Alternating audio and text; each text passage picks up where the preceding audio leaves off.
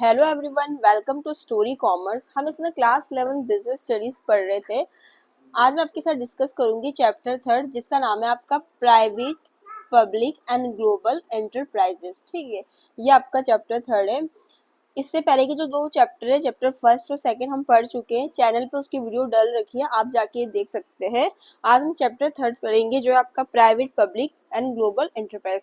तो चैप्टर को थोड़ा पढ़ने से पहले थोड़ी सी हिस्ट्री जान लेती कि आखिर क्या है चैप्टर का। एक थोड़ा सा ओवरव्यू ले लेते हैं। देखो, जो हमारी इंडियन इकोनॉमी है, उसमें मेनली तीन सेक्टर ही तो आपके होते हैं। ठीक है, कौन कौन से होते हैं वो तीन सेक्टर? एक आपके प्राइवेट सेक्टर होते हैं, पब्लिक सेक्टर। ठीक है, आप ऐसे तो सुनोगे, आप किसी से कुछ पूछोगे भाई आप कहाँ जॉब करते हो, कोई बोलेगा यार मैं प्राइवेट सेक्टर में करता हूँ, कोई बोलेगा मैं पब्लिक सेक्टर में करता हूँ, कोई बोलेगा हाँ यार मैं एमएनसीज में कर रहा। ठीक है, तो मेनली हमारे तीन सेक्टर होते हैं हमारी इकोनॉमी में, प्राइवेट, पब्लिक सेक्टर और थर्ड आपकी क्या होता है, आपके ग्लोबल एंटरप्राइजेस। ये जो तीनों सेक्टर है, इनका मिलके काम कर रहे होते हैं हमारी इकोनॉमी में। आपको पता होगा कि हमारी इंडियन इकोनॉमी कैसी इकोनॉमी, मिक्स्ड इकोनॉमी, जहाँ पर आपका पब्लिक प्राइवेट सेक्टर मिलके काम करते हैं। जो मेन सेक्टर है उसमें क्या होता है कि पब्लिक के गवर्नमेंट के अंडर आ जाता है, और बाकी आपके प्राइवेट के अंडर, जैसे इंडस्ट्री, सर्विसेज वगैरह। ठीक है, तो आपका पब्लिक, प्राइवेट, ग्लोबल एंटरप्राइज तीनों मिलके काम करते हैं। इनका मेन जो एम है वो यही है कि भाई जो हमारे रिसोर्सेस है उसको उसका क्या बोलते हैं, बिल्कुल आपका सही उपयोग करना आपके रिसोर्सेज का अच्छे तरीके से। ठीक है, ऑप्टिमम यूटिलाइजेशन करना रिसोर्सेज का, ताकि उससे हम क्या कर सके,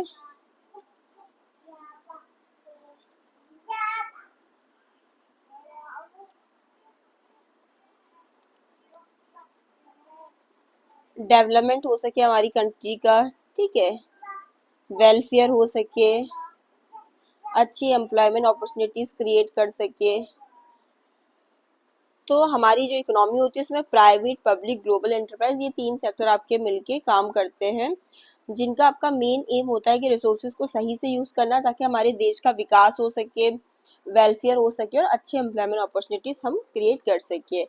तो ये है हमारे चैप्टर जो थर्ड है हमारा क्लास 11 का। अब आ जाते हैं आपका चैप्टर के ऊपर। तो जैसे मैंने आपको बताया है कि हमारी इकोनॉमी में आपको प्राइवेट सेक्टर भी दिखेंगे, पब्लिक सेक्टर भी, और ग्लोबल एंटरप्राइजेस भी आपको देखने को मिलेंगे। पहला आ जाता है आपके प्राइवेट सेक्टर एंटरप्राइजेस पे। तो देखो, आपके जो प्राइवेट सेक्टर एंटरप्राइज होते हैं आपके ओन मैनेज किसके द्वारा किए जाएंगे, इनकी ओनरशिप किसके पास रहेंगी आपकी, जैसे इंडिविजुअल्स हो गए या ग्रुप ऑफ इंडिविजुअल्स। ठीक है,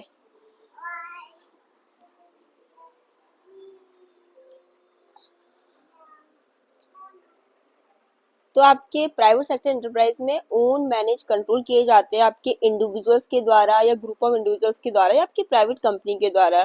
इनका फॉर्म होने का मेन उद्देश्य होता है कि भी प्रॉफिट अर्न करना। प्राइवेट सेक्टर एंटरप्राइज, जो प्राइवेट एंटरप्राइज होते हैं उनका, और जैसे आपका एग्जांपल क्या हो सकता है, प्राइवेट में कौन कौन से आएंगे आपके, जैसे इन्फोसिस हो गया, टाटा ग्रुप्स हो गया, रिलायंस इंडस्ट्रीज हो गया। ठीक है, ये सब किस में आ जाता है, आपके प्राइवेट सेक्टर एंटरप्राइज में। अब देखो, ये भी तो हमारी कंट्री के विकास में, डेवलपमेंट में, एम्प्लॉयमेंट अपॉर्चुनिटीज क्रिएट कर रहे हैं। बट इनका मेन एम क्या है, आपका प्रॉफिट मैक्सिमाइज करना। और इनको ओन किसके द्वारा किया जाता है, कोई इंडिविजुअल्स या ग्रुप ऑफ इंडिविजुअल्स या प्राइवेट कंपनीज के द्वारा। अब हम आ जाएंगे पब्लिक सेक्टर एंटरप्राइज को। इसको आप शॉर्ट फॉर्म में ऐसे भी लिख सकते हैं, PSES। ठीक है, PCS जो हो गया आपका पब्लिक सेक्टर एंटरप्राइजेस। ठीक है, ऐसे भी लिख सकते हैं। इसको आपका ओन मैनेज और कंट्रोल किया जाता है गवर्नमेंट के द्वारा। सेंट्रल गवर्नमेंट कर सकती है, स्टेट गवर्नमेंट, या दोनों के मिलके मतलब दोनों के द्वारा कंट्रोल किया जाएगा। तो पब्लिक सेक्टर एंटरप्राइज वो होती है जिनको ओन, तो ये आपके जो पब्लिक सेक्टर एंटरप्राइजेस होती है आपका ओन मैनेज कंट्रोल किए जाते हैं आपको गवर्नमेंट के द्वारा, चाहे वो सेंटर हो चाहे स्टेट हो। इन सबको मैं आपको डिटेल में कराऊंगी, बट पहले मेरा ये था कि आपको चैप्टर का ओवरव्यू दे दूं। ठीक है, मेरे एम ये था। इनको हम डिटेल में भी करेंगे कि भी वन बाय वन करके, बट उससे ये होगा कि अगर हमें एक बार ओवरव्यू मिल जाएगा कि आखिर है क्या, तो उस समय हमारे लिए समझना आसान होगा। इनका जस्ट मेन एम क्या होता है, पब्लिक का वेलफेयर और इकोनॉमिक डेवलपमेंट ग्रोथ। ठीक है, प्राइवेट की तरह नहीं कि जस्ट प्रॉफिट मैक्सिमाइजेशन, इनका एम होता है कि पब्लिक का वेलफेयर और इकोनॉमिक डेवलपमेंट। अब आपके देखो जो ये प्राइवेट पब्लिक सेक्टर एंटरप्राइज है, अभी ये यहीं तक आप इसका मीनिंग समझो। अभी आप आ जाओ आपके ग्लोबल एंटरप्राइज में। ग्लोबल एंटरप्राइज आपके वो होते हैं, मतलब ग्लोबल एंटरप्राइजेस क्या होते हैं कि पूरी जो वर्ल्ड की इकोनॉमी है उसे एक सिंगल मार्केट देख रहे हैं, जो ऑपरेट होती है आपकी बहुत सारी कंट्रीज में। हेड क्वार्टर एक जगह होगा पर उसकी ब्रांचेस क्या हो सकती है आपके मल्टीपल कंट्रीज में होंगी। इनके काफी लार्ज साइज होता है, काफी ह्यूज अमाउंट ऑफ कैपिटल होता है, और इनके पास टेक्नोलॉजी कैसी होती है, एडवांस। जैसे इसमें आपका कोको कोला आ गया, माइक्रोसॉफ्ट आ गया, टोयोटो आ गया, सैमसंग आ गया, ये सब कुछ। ठीक है, तो अभी मैंने आपको बताया कि हमारी जो इंडियन इकोनॉमी है वो 3 सेक्टर में आपके आती है। पहली आपकी प्राइवेट, दूसरी पब्लिक सेक्टर और तीसरी ग्लोबल एंटरप्राइज, जिसमें मैंने आपके साथ डिस्कस किया कि प्राइवेट सेक्टर का मेन उद्देश्य प्रॉफिट कमाना है और इसको ओन मैनेज कंट्रोल किया जाता है इंडिविजुअल और ग्रुप ऑफ इंडिविजुअल्स के द्वारा। वहीं पर पब्लिक सेक्टर को ओन मैनेज कंट्रोल किया जाता है सेंटर स्टेट के द्वारा, और मेन एम इनका है public welfare, economic development. Global enterprise मैंने कहा कि ये पूरी इकोनॉमी को कैसे देखते हैं, सिंगल मार्केट देखते हैं, और इसका आपको फीचर्स ये मिलेगा इसमें कि भाई आपका ये इनका हेडक्वार्टर तो एक देश में होगा, बट इनकी ब्रांचेस मल्टीपल कंट्रीज में होंगी। जैसे Coca Cola, Microsoft, Toyota, Samsung इसके उदाहरण है। अब आप नीचे आ जाइए, देखो हमारे जो ये प्राइवेट सेक्टर एंटरप्राइज होते हैं जो मैंने आपको बताया, इनको हम इस तरीके से क्लासीफाई कर सकते हैं।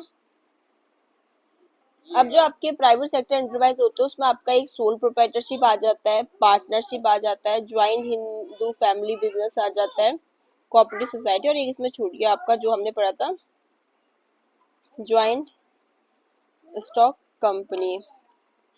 ठीक है, तो आपके प्राइवेट सेक्टर में ये सब कुछ आ जाते हैं, आपके sole proprietorship, partnership, joint Hindu family business, cooperative society और ज्वाइंट स्टॉक कंपनी। ये आपके साथ मैंने जो चैप्टर सेकंड है उसमें मैंने इनको डिस्कस कर रखा है कि कौन क्या क्या होते हैं। अब प्राइवेट के बाद अब आ जाते हैं हम आपके पब्लिक सेक्टर एंटरप्राइज में। तो पब्लिक सेक्टर को हम 3 तरीके से क्लासिफाई कर सकते हैं। देखो प्राइवेट में तो 5 आ गए, आपके पब्लिक सेक्टर एंटरप्राइज को हम 3 तरीके से क्लासिफाई कर सकते हैं, और इस जो चैप्टर है इसमें हमें इन्हीं को पढ़ना है, क्योंकि जो प्राइवेट सेक्टर के क्लासिफिकेशन है वो तो हम ऑलरेडी चैप्टर सेकंड में पढ़ चुके हैं। इसमें आपकी आ जाती है डिपार्टमेंटल अंडरटेकिंग्स, स्टैट्यूटरी कॉर्पोरेशंस, और थर्ड है आपका गवर्नमेंट कंपनीज। शॉर्ट फॉर्म आप जिससे इसको याद रख सकते हो वो है डीसीजी। डी आपका किसके लिए, departmental undertaking, S stand for statutory corporation और जी स्टैंड फॉर आपका गवर्नमेंट कंपनी। डीसीजी करके आप याद रख सकते हो किसको, पब्लिक सेक्टर एंटरप्राइज के टाइप्स को, जिनको हम कहते हैं पीएसईएस, जो ओन मैनेज कंट्रोल किए जाते हैं आपके सेंट्रल या स्टेट गवर्नमेंट के द्वारा। तो आज की वीडियो में इतना ही। अब नेक्स्ट वीडियो में हम इनको डिटेल में पढ़ेंगे। तो देखो आज की जो वीडियो थी मैंने उसमें आपको बताया कि हमारी इंडियन इकोनॉमी में प्राइवेट, पब्लिक सेक्टर और ग्लोबल एंटरप्राइज काम करते हैं। प्राइवेट सेक्टर में मैंने आपको बताया जो ओन मैनेज कंट्रोल किए जाते हैं आपके इंडिविजुअल और ग्रुप ऑफ इंडिविजुअल्स के द्वारा। पब्लिक सेक्टर आपके स्टेट सेंट्रल गवर्नमेंट के द्वारा, और ग्लोबल एंटरप्राइज एक बड़े लेवल पे काम करती है, पूरी जो मतलब इकोनॉमी उसे एक सिंगल मार्केट की तरह देखती है वर्ल्ड की इकोनॉमी को। ठीक है, फिर मैंने आपको यहाँ पर प्राइवेट, पब्लिक और ग्लोबल एंटरप्राइजेस के बारे में बताया। ठीक है, कि प्राइवेट का मेन एम क्या है, पब्लिक का क्या है, ग्लोबल एंटरप्राइजेस का क्या है। इसमें जो मैंने टेबल बना रखी है इसमें एक छूट गया है, गवर्नमेंट कंपनीज भी आती है इसमें।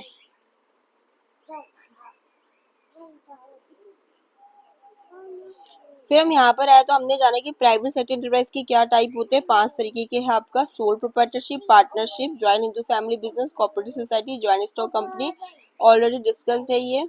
फिर यहाँ पर मैं आई पब्लिक सेक्टर एंटरप्राइज के डिपार्टमेंटल अंडरटेकिंग, स्टैट्यूटरी कॉर्पोरेशन और गवर्नमेंट कंपनीज। इसकी शॉर्ट फॉर्म जिससे आप इसे याद रख सकते हैं वो है DSG। ठीक है, ये रहा आपका यहाँ पर।